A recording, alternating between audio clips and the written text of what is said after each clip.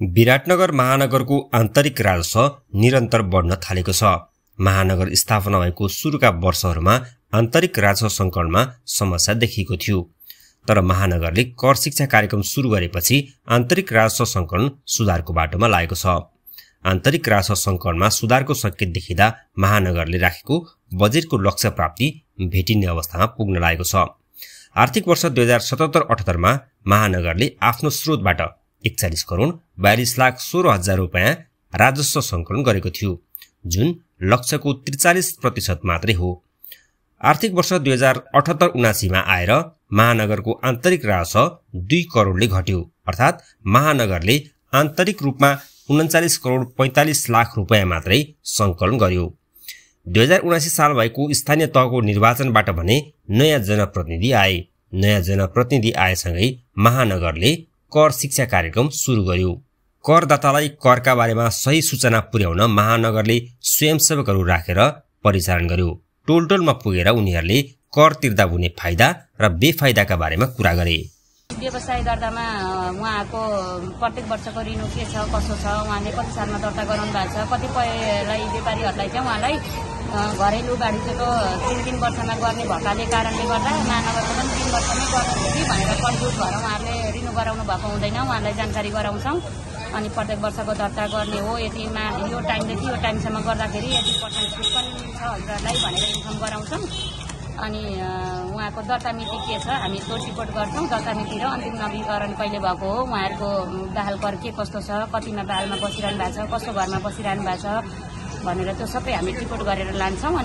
स्वयंसेवक मार्फत महानगरले घर घरमा कर शिक्षा कार्यक्रम पुर्याएको 1 वर्षमै आन्तरिक राजस्व बढेको छ। आर्थिक वर्ष 2079-80 मा महानगरले 64 करोड रुपैयाँ राजस्व सङ्कलन गर्यो, जुन अघिल्लो वर्षको तुलनामा 25 करोड रुपैयाँ बढी हो। महानगरले 31 वटा शीर्षकमा राजस्व उठाउने गर्छ। घर बहाल कर, सम्पत्ति कर, पूर्वाधार सेवाको उपयोगमा लाग्ने कर, घर नक्सा बापत दस्तुर महानगरका प्रमुख आन्तरिक स्रोत हुन्। यी बाहेक व्यवसाय दर्ता, नवीकरण, भूमि तथा मालपोत कर, पार्किङ शुल्क पनि महानगरका आन्तरिक स्रोतहरू हुन्। कर शिक्षा कार्यक्रमले आफूहरूलाई कर तिर्न सहज भएको सेवाग्राहीहरू बताउँछन्। यसमा के भयो भने अब सुरुमा अब भने आफ्नो व्यवसाय गर्ने ठाउँमा अब घरधनीहरूले कति ठाउँमा घरवाले किन नगरिदिने लगायतका कुराहरू भए। अनि अब ब्याङ्क लोन खानु छैन भने पसलले दर्ता नगरेको पनि हुनसक्छ, प्यान नम्बर नलिएको हुनसक्छ। त्यस्ता कारणहरूले गर्दाखेरि चाहिँ उनीहरू दर्ता हुन गइरहेका छैन। तर अब अहिले वडा कार्यालयबाटै वडामै राजस्व बुझाउन पाइने व्यवस्था भएपछि चाहिँ सम्बन्धित व्यवसायीहरूलाई पनि सहज भएको छ। पहिले यस्तो महानगरपालिकाकै कार्यालयमा गएर लाइन बस्नुपर्ने अवस्था छैन। अहिले आफ्नो वडामा दर्ता गर्न सकिन्छ, नवीकरण पनि आफ्नै वडामा गर्न सकिन्छ। त्यो भएकोले गर्दा अहिले सहज छ र महानगरपालिकाको लाई 2-3 वर्ष भयो जस्तो लाग्छ। अहिलेको चाहिँ व्यवसाय करको दर पनि महानगरपालिकाले घटाएको छ। महानगरले कर शिक्षा कार्यक्रम सुरु गरेपछि वर्षौंदेखि उठ्न नसकेको राजस्व समेत उठेको छ। यति मात्र होइन, विराटनगरमा स्थापना भएर दर्ता नभएका उद्योगहरू समेत महानगरमा दर्ता हुन आएका छन्।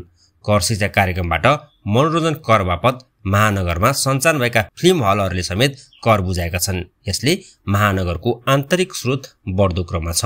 विराटनगर महानगरपालिकाले आन्तरिक राजस्व अभिवृद्धि गर्नका लागि चाहिँ स्वयंसेवकहरू परिचालन गरेका छ। विभिन्न व्यवसायहरूमा चाहिँ पठाउने अनि कल कारखानाहरू भएका ठाउँहरूमा चाहिँ व्यवसाय दर्ता गर्ने, सम्पत्ति कर तिर्ने, बहाल कर तिर्ने भनेर स्वयंसेवकहरू नै परिचालन गरिएको छ। उहाँहरूले गरेर चाहिँ पत्रहरू दिने, सम्झाउने, बुझाउने अनि विराटनगर महानगरपालिकाले करका दरहरू कस्ता कस्ता छन्, कस्तो कस्तो खालको प्रावधानहरू छ, व्यवसाय दर्ता गर्न कुन कुन कागजातहरू चाहिन्छ भन्ने सन्दर्भमा उहाँहरूले गरेर चाहिँ कुराहरू राख्नुहुन्छ। महानगरले आन्तरिक स्रोत वृद्धिका लागि करको दर बढाएको छैन, करको दर घटाएको छ। करको दर घटाउँदै दायरा फराकिलो बनाउन लागेको महानगरले अघिल्लो वर्षको चैत 15 गतेसम्मको अवधिको तुलनामा यस वर्ष 45 लाख रुपैयाँ बढी राजस्व सङ्कलन गरिसकेको छ।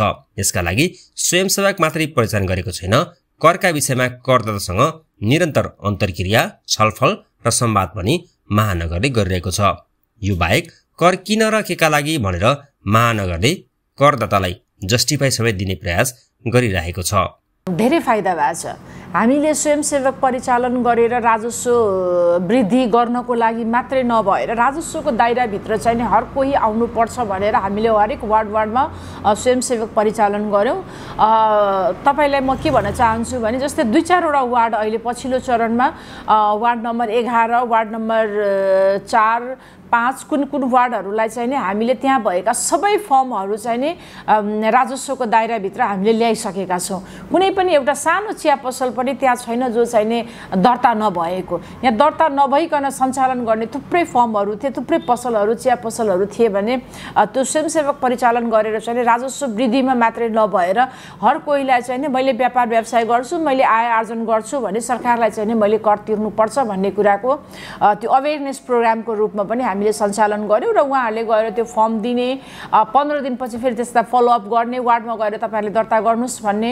र यो कुरा चाहिँ नि अब अहिले धेरैले थाहा पाइसक्नुभयो हामीले चाहिँ नि घरेलुमा अन्त दर्ता गरेर मात्रै नहुँदो रहेछ, महानगरमा पनि दर्ता गर्नुपर्छ भनेर यसले चाहिँ नि राजस्व सङ्कलन सँगसँगै चाहिँ नि करको दायरामा आउनलाई सबैलाई एउटा प्रेरणा पनि मिलेको छ।